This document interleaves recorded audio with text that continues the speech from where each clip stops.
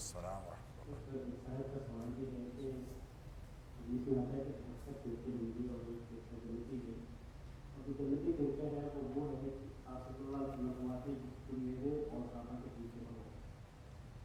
یہ ہے کہ ایک جماعت کا کہنا یہ ہے کہ ہم اللہ اس کے رسول اور اس کے صحابہ کے پیچھے پر ہیں،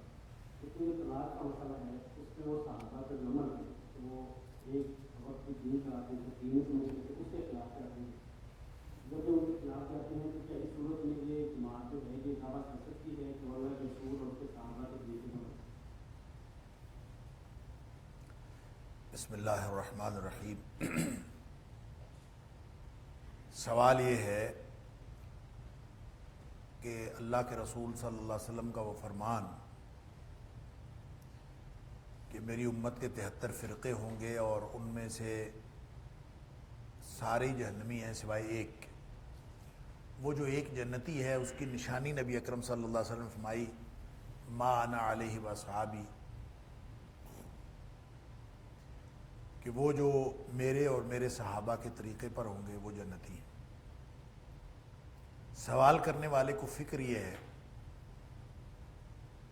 کہ جو کسی ایک مسئلے میں صحابہ کرام والا طریقہ نہیں اپناتے،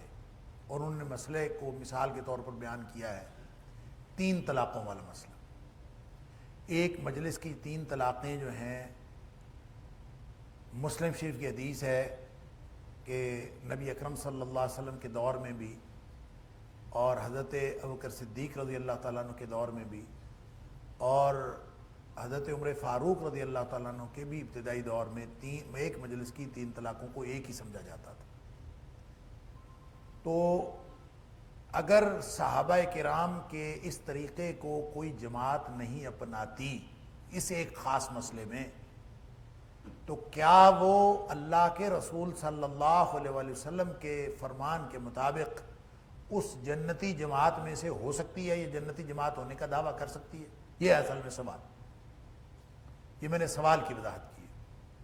گزارش یہ ہے کہ ما انا علیہ واصحابی ایک پالیسی ہے، ایک موٹو ہے، ایک زندگی گزارنے کا طریقہ ہے کہ جو زندگی اس منہج پر گزاریں گے کہ وہ اللہ کے رسول صلی اللہ علیہ وسلم اور صحابہ کرام کے طریقے کو اپنا طریقہ کہیں گے، اس کو اپنا مسلک کہیں گے،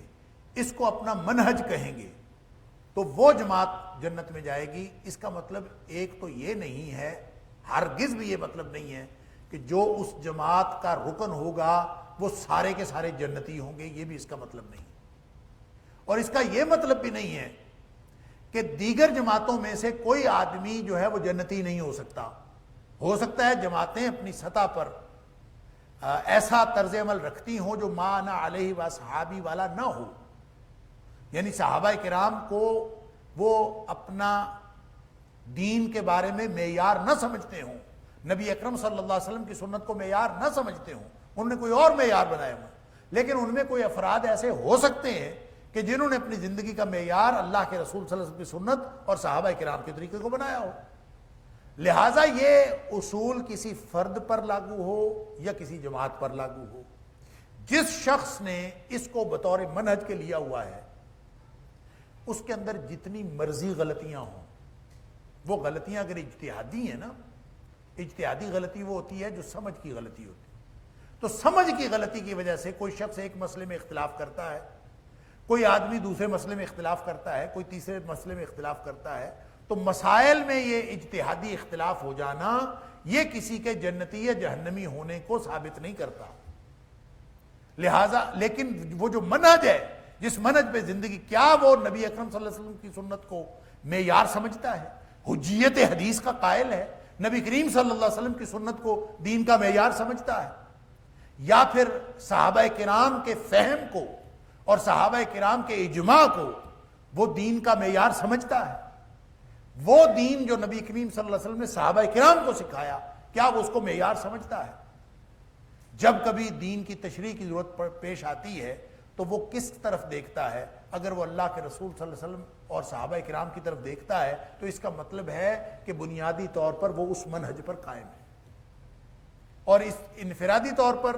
یا جزوی طور پر کسی مسئلے میں اختلاف ہو بھی تو بھی وہ انشاءاللہ اسی مسئلے کے اندر، اسی منہج کے اندر موجود ہے، اگر اس کا اختلاف بدنیتی پر مبنی نہیں ہے، اگر اس کا اختلاف اجتہادی اختلاف ہے، سمجھ کا اختلاف،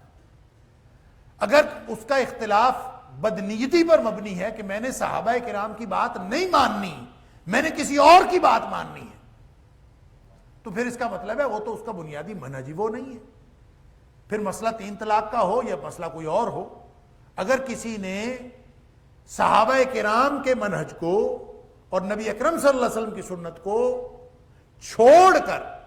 طے کر لیا ہو کہ میں نے کسی اور کی بات ماننی ہے، تو وہ تو اس بنیادی منہج سے ہی خارج ہے، پھر وہ اس بحث سے خارج ہے جن کے لیے نبی اکرم صلی اللہ علیہ وسلم نے جنتی ہونے کا معیار بتایا، پھر وہ اس بحث سے خارج ہے۔ اس لیے اس کا تعلق مسئلے کے اختلاف کی نوعیت سے ہے، اگر وہ اجتہادی نوعیت کا اختلاف ہے تو انشاءاللہ کوئی حرج نہیں ہے اس میں، اور کوئی چھوٹا موٹا جو اجتہادی اختلاف، سمجھ میں اختلاف کسی کا بھی ہو سکتا ہے۔ اور دیکھیں نا، صحابہ کرام جا رہے تھے اور نبی اکرم صلی اللہ علیہ وسلم نے کو حکم دیا کہ عصر کی نماز قریظہ میں جا کے پڑھنی، تو راستے میں عصر کی نماز کا وقت ہو گیا۔ اب کچھ لوگوں کا خیال تھا کہ نبی اکرم صلی اللہ علیہ وسلم نے اس لیے فرمایا ہے کہ قریظہ میں جا کے پڑھنی ہے کہ جلدی پہنچنا ہے وہاں، اس کا مطلب یہ نہیں ہے کہ راستے میں وقت ہو بھی جائے تو نہیں پڑھنی، جلدی پہنچنا مقصود تھا۔ کچھ لوگوں کا خیال یہ تھا کہ نہیں، راستے میں پڑھی ہی نہیں جا سکتی، نبی کریم صلی اللہ علیہ وسلم نے فرمایا قریظہ میں جا کے پڑھنی تو وہیں جا کے پڑھنی ہے جب چاہے نماز لیٹ ہو جائے، لہذا آدھے لوگوں نے راستے میں پڑھ لی، آدھے لوگوں نے وہاں جا کے پڑھ لی۔ اب یہ اختلاف تو ہے، لیکن دونوں کا اختلاف اس بنیاد پر ہے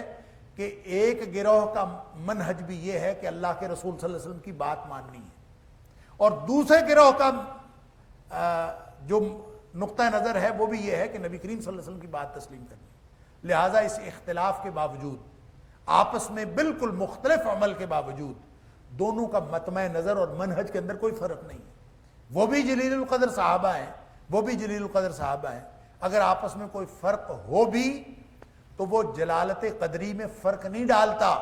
کیوں؟ یہ اجتہادی اختلاف ہے، سمجھ کا اختلاف ہے، ان کی سمجھ میں یہ بات آئی، ان کی سمجھ میں یہ بات آئی۔ اس لیے میں یہ عرض کروں کہ آپ کسی بھی مسئلے کو بنیاد نہیں بنا سکتے، البتہ جو مسئلے کو تسلیم کرنے والا ہے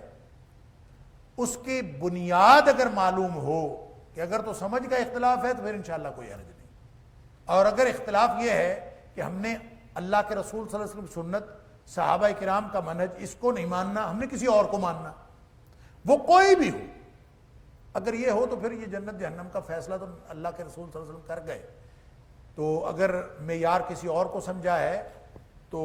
یہ بنیادی اختلاف منہج کا اختلاف ہے، اور پھر وہ اس میں فعال ہی نہیں کرتا جن کو اللہ کے رسول صلی اللہ علیہ وسلم نے جنتی قرار دیا ہے۔ لہٰذا اس کو اصولی طور پر دیکھنا چاہیے، کسی ایک مثال کو سامنے رکھ کے نہیں دیکھنا چاہیے۔ اللہ تعالیٰ ہم سب کو